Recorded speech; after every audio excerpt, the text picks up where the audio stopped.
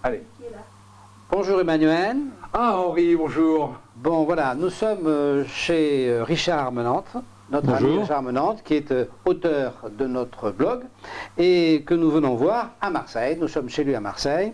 Nous venons le voir pour qu'il nous raconte un petit peu ses malheurs qui sont proches des nôtres et qui sont tout à fait d'un enseignement intéressant. Alors, on présente rapidement monsieur Richard Armenante, donc c'est un Marseillais, issu d'une famille connue à Marseille pour avoir résisté pendant la guerre de 40 et avoir perdu des membres de sa famille qui sont morts au combat de la résistance. Monsieur Armenante, Richard est un informaticien qui a repris en 1982 une très grosse entreprise qu'il a fait fructifier, que vous connaissez, que tout le monde connaît, puisque c'est l'entreprise qui fabriquait les fameux bacs Riviera. Tout le monde a un bac Riviera chez soi. Où l'a eu ça ? Un point important, les salariés étaient actionnaires majoritaires de la société. Voilà, et les salariés étaient actionnaires, c'est une entreprise qu'il a repris. Donc cette entreprise a travaillé avec un chiffre d'affaires de 15 millions d'euros par an de 1982 à 1996. Ça, c'est la partie industriel de M. Armenante. Il a aussi un volet plus bénévole, puisqu'il a été conseiller municipal de M. Vigourou, que tout le monde connaît, adjoint au maire, de 1989 à 1995. Voilà. Donc voilà un monsieur qui a beaucoup donné dans sa vie, qui a beaucoup travaillé, qui a beaucoup œuvré, et qui, donc, tout d'un coup, en 1994, a eu un premier contrôle fiscal, doublé d'un deuxième en 1996, où là, les choses ont mal tourné, puisque... C'est souvent au deuxième contrôle fiscal que ça se gâte. Les services fiscaux lui ont interprété des avantages qu'il avait, puisque l'État était, on a compris, actionnaire de son entreprise, il va nous expliquer ça, et les services fiscaux ont donc renié leurs paroles, et ça a fini par un redressement d'1 million d'euros dont nous allons parler après. Bon, voilà. Non, vous avez dit l'État actionnaire. Non, l'État avait financé, j'avais lancé un plan d'investissement de 5 millions d'euros. L'État avait financé sa quote-part dans le cadre d'un plan de création d'emplois de 20%.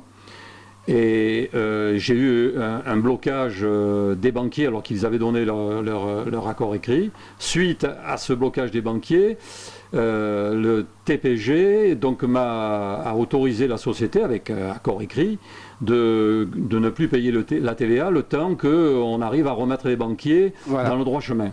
Et donc je ne payais plus la TVA de fin 93 jusqu'au 94 à 96, jour où j'ai été dans l'obligation de déposer le bilan à cause donc du blocage des banques. Donc le mot que j'ai employé d'associé n'était pas le mot juridique, mais c'était une association morale, puisque l'État... Aux investissements. Voilà, l'État avait le souci de faire marcher cette PME qui avait donc quand même 200 salariés, qui était quand même pas rien, et qui avait donc une présence mondiale, puisque cette entreprise travaillait dans le monde entier. Alors, donc nous arrivons à ce qui nous intéresse, et ce pourquoi nous sommes venus vous voir, nous arrivons donc à la liquidation de cette entreprise. Donc la pression fiscale d'une part, la pression des banquiers d'autre part, vous amène à liquider l'entreprise. Et là, vous avez donc vous tombez sur deux hyènes. D'un côté, le fisc, qui va se transformer d'un prêteur, enfin d'un partenaire accommodant, qui va devenir donc un exigeant violent, et puis évidemment les gens qui sont bien réputés pour ça, qui liquident les sociétés, qui sont tous malhonnêtes. Ça c'est pas nouveau. Tout le monde le sait. On y est tous passés. Et vous avez rencontré ces gens malhonnêtes. On m'a mis, puisqu'on m'a dépaysé mon dossier totalement illégalement, donc j'ai rien pu faire. On m'a mis entre les mains d'un administrateur judiciaire qui était connu pour ça, qui a été condamné 4 fois de la prison et qui continuait à... Oui, mais ça les empêche pas de continuer. Bon, donc là, il y a complicité entre l'administrateur et l'État, et le contrôle fiscal s'est fait sans aucun contradictoire avec moi. C'est-à-dire que je me retrouve poursuivi par le contrôle fiscal à titre personnel, sans que j'ai eu une seule occasion de m'expliquer en direct avec eux. Je n'ai jamais rencontré le contrôleur fiscal une fois qu'il a terminé son contrôle fiscal. Je ne l'ai jamais rencontré du tout. Donc je me suis retrouvé poursuivi sans rencontrer personne. Je me suis retrouvé au tribunal sans rencontrer aucun magistrat. Moi, je suis effaré quand je vois ce pays qui donne des leçons au monde entier. C'est un problème. C'est l'exception française. Hein. Oui, exactement. Oui. C'est un problème récurrent. Lorsqu'une entreprise, malheureusement, se met en liquidation ou en redressement entre le début ou juste avant ou pendant le contrôle fiscal ou juste après, effectivement, le propriétaire d'entreprise ne peut plus se défendre, puisqu'il a perdu ses droits, puisque l'administrateur a les droits, et il fait ça de manière la plus occulte qui soit. C'est partout pareil, et c'est quelque chose de dramatique. Quelque chose de dramatique, hein, quelque chose qui amène à des conséquences terribles, hein, voilà. Oui, mais le dirigeant se retrouve donc accusé de tout, sans qu'il ait la possibilité d'avoir un contradictoire. S'il n'y a pas de contradictoire, absolument. Moi j'avais à ma disposition aucun papier, aucun document. Oui, je me retrouve sans avoir de documents pour me défendre. Oui, voilà. Donc ce schéma est un schéma classique. Je dirais classique, oui, malheureusement, destructeur et classique pour nous, parce que les gens ne savent pas. Hein. Oui, non mais classique parce que ceux qui regardent notre blog savent, hein, puisque, bon voilà. Ce pourquoi on est venu, Monsieur Armenante, c'est pour la suite. C'est-à-dire, après ça, on peut dire que ces naufrageurs ont détruit votre entreprise, ont mis 200 personnes à la rue, enfin bon, etc. Déjà, c'est pas très ragoûtant, mais où ça devient tout à fait violent et tout à fait inacceptable, et où ça prend des proportions terribles, c'est qu'ils continuent aujourd'hui à vous poursuivre, alors qu'il n'y a aucun espoir de pouvoir vous faire payer les sommes qu'ils prétendent que vous devez. C'est-à-dire qu'aujourd'hui, vous avez l'État qui vous poursuit pour 1 million d'euros, alors que vous avez une retraite très ordinaire et aucunement les moyens. Donc vous vous retrouvez dans la situation. Quel âge avez-vous, M. Armenante ? 66 ans. 66 ans. Donc 66 ans. On récapitule, vous avez pendant 14 ans tenu une grosse société, vous avez fait vivre 200 personnes, vous avez pendant 6 ans été conseiller municipal adjoint au maire de la ville de Marseille, c'est quand même pas un patelin, donc vous avez fait des choses, vous avez donné de votre vie, et vous vous retrouvez aujourd'hui avec... Non seulement ruiné, non, vous vous retrouvez avec des gens qui continuent à vous poursuivre pour 1 million d'euros dont ils savent pertinemment que vous ne les avez pas. C'est-à-dire qu'on est dans un schéma, si vous voulez, et c'est pour ça qu'on est venu vous voir, parce que c'est ça qu'il faut qu'on dénonce, parce que c'est hors du commun.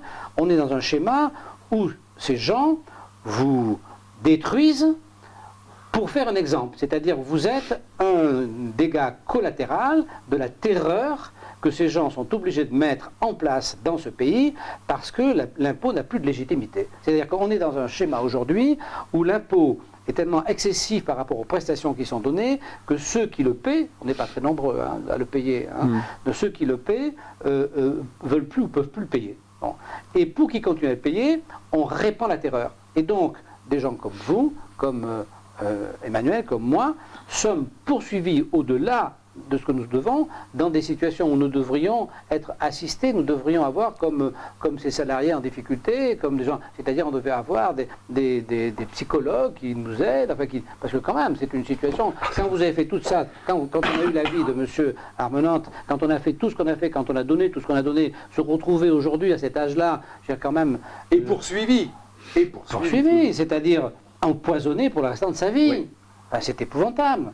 C'est quelque chose d'acceptable. Voilà. 20 ans, ça fait 20 ans que je me bats. Bon, avec des périodes, parce que j'ai eu des problèmes de santé, j'ai eu un grave accident, ça m'a retardé. Bon, j'ai eu un certain nombre d'handicaps qui ne m'ont pas permis de me défendre peut-être plus violemment au départ.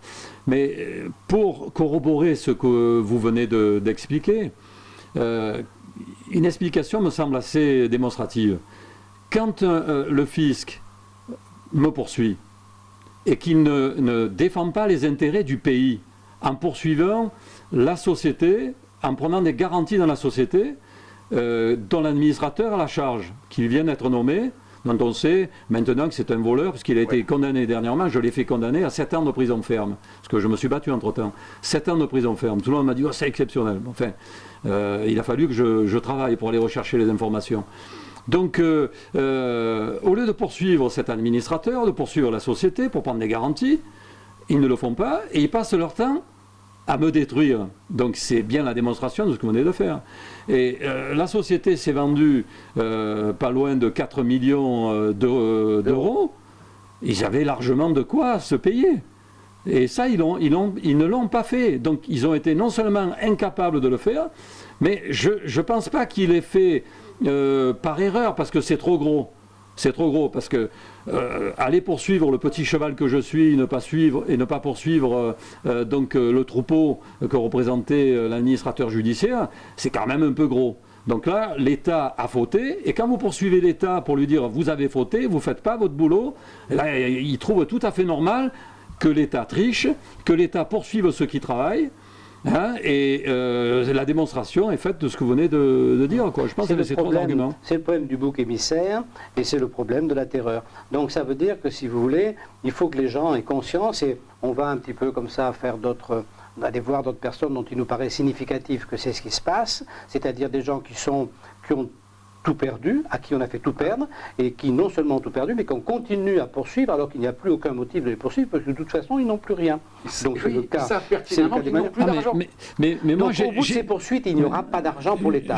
Donc il faut bien que l'État ait un intérêt à ces poursuites. Comme cet intérêt n'est pas pécunier puisqu'il n'y aura pas d'argent, donc l'intérêt, il est ailleurs. Donc où est-ce qu'il est l'intérêt? Il est dans la terreur. Il est dans l'installation de la terreur. Voilà. Si vous voulez, c'est clair. Donc on est en train de passer dans un système fiscal de terreur. Bon, oui, alors que normalement on devrait être dans un système fiscal intelligent, qui défend l'intérêt de la population, et non pas qui détruit l'intérêt de la population. Moi, ce que j'ai vécu, c'est tellement surprenant que quand vous l'expliquez à vos proches, ils se disent que c'est pas possible. Absolument. Sauf si j'ai certains membres de ma famille qui m'ont accompagné, et qui sont sortis effarés, quoi. Ils se disent, mais c'est quoi? On est comme du temps des nazis. Je le dis, n'est peut-être un peu fort, mais on en est là. L'administration devrait battre sa coulpe, parce que poursuivre une personne comme moi qui a donné pour le pays, dont sa famille, tout ce que vous venez de dire, a fait œuvre, je dirais, de sacrifice pour ce pays, mais vous dites, mais ça sert à quoi de l'avoir fait pour ce pays, au bout du compte? On n'est pas comme le temps des nazis, parce que je ne peux pas vous laisser dire ça, puisqu'il faut pas, vous savez très bien qu'on n'a pas le droit de parler des nazis, mais on est comme le temps de la terreur. Oui, alors les nazis étant une terreur parmi les terreurs qui ont existé sur la Terre. Voilà. C'est pas les seuls qui ont fait la terreur. Aujourd'hui, il y a Daesh, il y a des tas de gens, il y a des tas de systèmes qui marchent par la terreur. Et aujourd'hui, le système fiscal français marche par la terreur. C'est ça, si vous voulez, qu'il faut que nous arrivions à démontrer, parce que pour le reste, ce qui vous est arrivé, on ne peut pas le raconter, vous avez raison. On ne peut pas le raconter, nous ça fait quand même maintenant longtemps, ça fait 5 ans que ce blog existe, et on voit bien qu'on ne convainc que ceux à qui est arrivé la même chose. Les autres n'arrivent pas à croire que ça puisse exister. Et c'est le cas de tous les régimes de la terreur. Tous les régimes qui s'installent en terreur sont tellement invraisemblables, la terreur est tellement invraisemblable que, si vous voulez, si on n'a pas subi dans sa chair, on pense que c'est pas possible, ça ne peut pas exister, parce qu'on ne peut pas faire des choses comme ça. Alors il y a quelque chose qui a changé.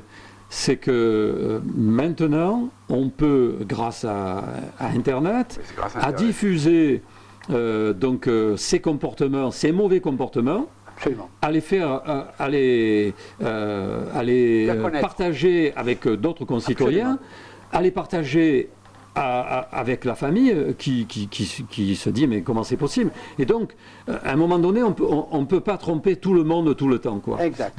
Donc là, ce que vous faites, je dirais, c'est une action de résistance quelque part, oui, de dire bon, c'est quand même pas normal, c'est normal de payer des impôts, mais les payer dans ces conditions, d'autant dans ce que tout à l'heure on décrivait, comment peut-on admettre, même si je me répète, mais comment peut-on admettre que les services fiscaux qui devaient prendre des garanties dans la société où il y avait des actifs très forts, une marque mondiale, une exportation dans le monde entier, des produits reconnus et connus, ils devaient prendre des garanties, ils ne l'ont pas fait. La première des choses qu'ils font, c'est s'attaquer aux citoyens, aux plus faibles. C'est facile de s'attaquer aux plus faibles. C'est pas exactement comme ça, M. Armenat. Mais c'est comme ça que ça se traduit. C'est pas exactement comme ça, parce que dans la tête dans la tête du fisc, c'est pas comme ça que ça se passe. Non, le fisc, il y a une entreprise avec 200 salariés, on protège ces 200 salariés parce que 200 salariés, eh bien, on ne va pas empêcher cette entreprise de vivre parce qu'il y a 200 salariés, mais le patron, lui, parce que c'est une merde, nous, on pense, services fiscaux, on pense que c'est les patrons qu'il faut terroriser parce que c'est eux qu'il faut les obliger à payer, et qu'importe le fisc français n'a pas pris conscience de ce que c'est un patron. Le fisc français ne sait pas que sans patron, il n'y a pas d'entreprise. Le fisc français pense qu'on peut avoir des entreprises sans patron. Ils imaginent qu'il y a des entreprises collectives qui pourraient exister sans patron. Quand on a été patron, on sait que non. On sait que dans une entreprise, il faut qu'il y ait un patron, c'est comme ça. Alors, il y a autre chose aussi, et je voudrais profiter de cette occasion pour le dire. Mon expérience d'élu m'a beaucoup enrichi sur le fonctionnement du système politique. Je me suis aperçu que les politiques, c'était pour la plupart, pour je dirais presque une majorité, pratiquement des marionnettes, parce que c'est l'administration qui fait le boulot. Sûr, oui. Quand les gens cumulent 4 ou 5 mandats, c'est pas le politique qui dirige le bateau de la mairie, le bateau de... Ce sont les administrations, et donc l'administration a un poids extrêmement fort. C'est parce que, je pense, les services fiscaux ne sont pas dirigés par des politiques qui viennent vraiment de la société civile et vraiment du peuple, que l'administration s'autorise, elle est chez elle, c'est à elle, la France lui appartient et elle fait ce qu'elle veut, et donc il y a forcément des abus, parce que quand quelqu'un a un pouvoir, s'il n'y a pas de contre-pouvoir, eh bien il y a l'abus de pouvoir par voie de conséquence. À cause de cela, la France n'est pas une démocratie, puisqu'effectivement l'administration a un pouvoir qui dépasse largement la capacité des élus, c'est certain, c'est pareil pour la justice. Mais c'est parce que les élus ne font pas leur boulot, les élus sont dans des conditions de fonctionnement de ne pas faire leur boulot. Je raconte dans mon dernier communiqué, donc la lettre ouverte que j'ai faite au président de la République, qui date du 15 octobre, je raconte cette anecdote. Ma maman, on lui avait supprimé sa pension de veuve de guerre. Elle a écrit au général de Gaulle. On l'a supprimé comme ça. Bon, alors bien sûr, elle s'est insurgée, je passe là-dessus. Elle a écrit au général de Gaulle. Le général de Gaulle, 15 jours, lettre manuscrite, donc signée de sa main, pas par une 15e secrétaire. Il a écrit, il a dit « Chère madame, c'est rétabli, terminé ». Il y a des élus qui faisaient leur boulot, qui s'occupaient. Normalement, un député, on devrait lui dire « Mais attendez, c'est quand même pas normal ce qui se passe dans mon dossier ». Il est là pour juger, pour dire « Mais ça ne va pas, je vais intervenir auprès des services fiscaux, j'ai un pouvoir ». Moi, quand j'ai été adjoint au maire, je suis intervenu pour certains cas. On a un pouvoir quand on est élu. Quand l'élu dit je ne peux pas intervenir, c'est faux, il peut intervenir où il veut, quand il veut. Quand on est élu, on est le représentant du peuple, et quand on voit un dysfonctionnement, on a non seulement le droit, mais le devoir d'intervenir. Or, que font les élus? Ils sont complices de ce que fait l'administration. Oui, donc, partant de là, l'administration... on va vous arrêter. Pardon. Non, mais vous avez... Non, je m'excuse, je ne fais pas un procès à tout le monde, mais il faut modifier... On sort du sujet, mais vous avez complètement raison. On est dans le sujet. On est dans le sujet. On est dans le sujet, mais... On est dans le sujet, mais disons qu'on va prendre trop de temps, mais vous avez complètement raison, évidemment. Je suis tout à fait d'accord là-dessus. Donc, voilà, nous allons donc nous arrêter là. Nous allons donc la conclusion de cette. Nous sommes très heureux et nous vous remercions beaucoup de nous avoir reçus, Monsieur Armenatre. Nous sommes très heureux d'être venus. Nous continuerons à œuvrer pour faire la démonstration de cet état de terreur dans lequel on peut pas continuer à vivre parce que c'est pas normal. Monsieur Armenatre, au revoir. Écoutez, au revoir, à bientôt sur le blog. On aura l'occasion d'échanger.